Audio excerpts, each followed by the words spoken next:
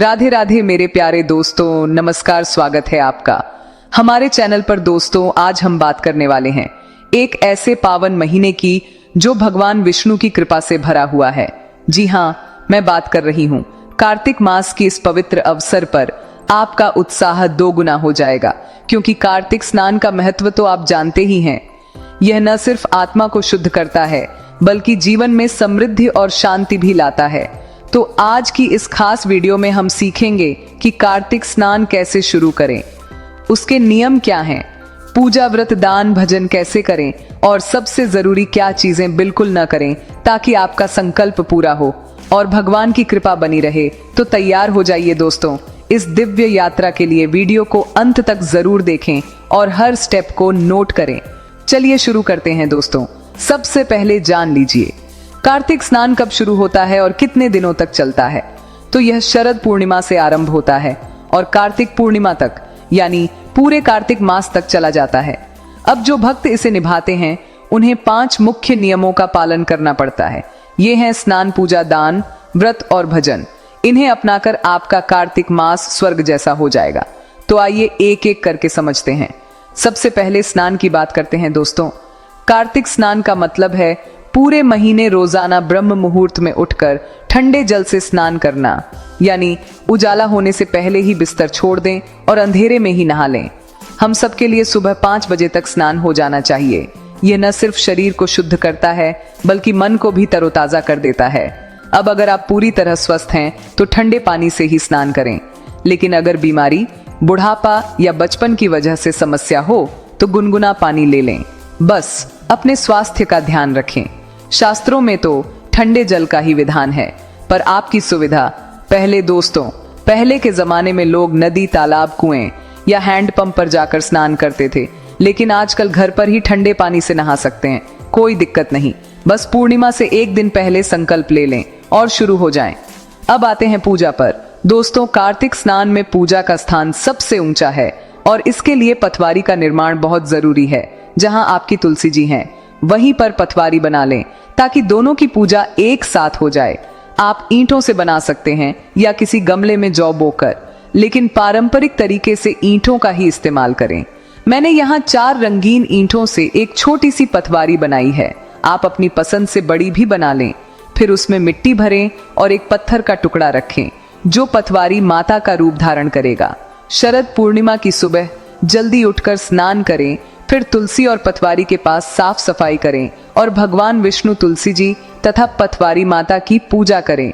दीपक जलाएं, चाहे देसी घी का हो, तिल के तेल का या सरसों के तेल का, कोई भी चलेगा। पूजा के दौरान कार्तिक मास की पौराणिक कहानियां सुने, जैसे तुलसी की लक्ष्मी की लपसी, तपस्या की या नगर बसने की।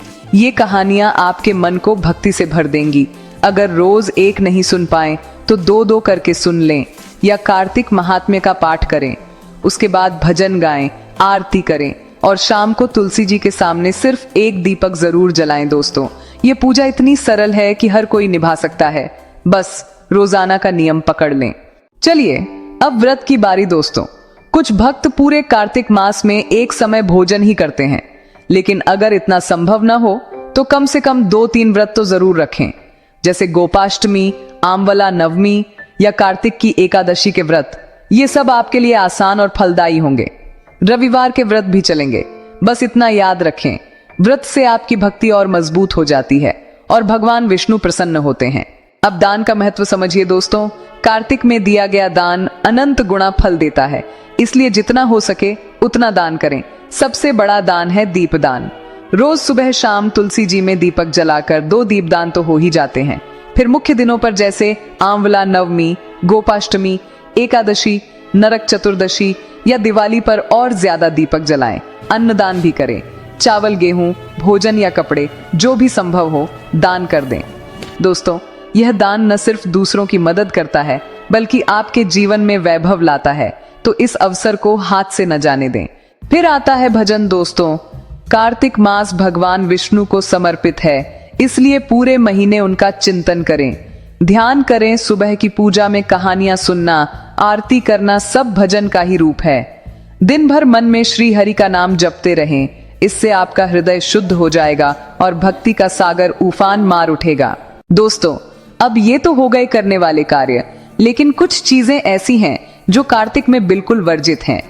इन्हें अपनाकर आपका संकल्प टूट सकता है। तो सुनिए, सबसे पहले प्याज लहसुन का सेवन न करें। मांस, मदिरा, तामसिक भोजन या मछली भी न खाएं, क्योंकि इस मास में भगवान ने मत्स्य अवतार लिया था। इसीलिए शुद्ध सात्विक भोजन ही अपनाएं।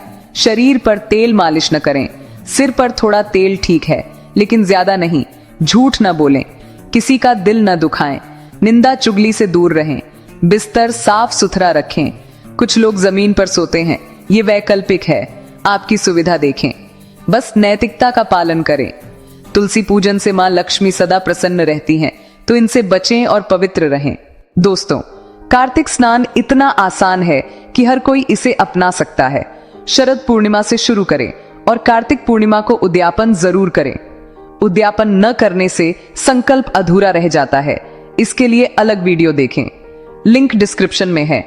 अब बताइए कैसी लगी यह जानकारी? आपके सारे संदेह दूर हो गए ना? अगर कोई सवाल हो तो कमेंट बॉक्स में लिख दें, मैं जरूर जवाब दूंगी। वीडियो पसंद आई तो लाइक का बटन दबाएं, चैनल सब्सक्राइब करें और बेल आइकन दबाकर नोटिफिकेशन ऑन कर लें, ताकि अगली दिव्य वीडियो मिस ना हो। श्री हरि विष्णु की कृपा आप पर सदैव बनी रहे। जय श्री कृष्णा। राधे राधे। मिलते हैं अगली वीडियो में, तब तक भक्ति में लीन रहें।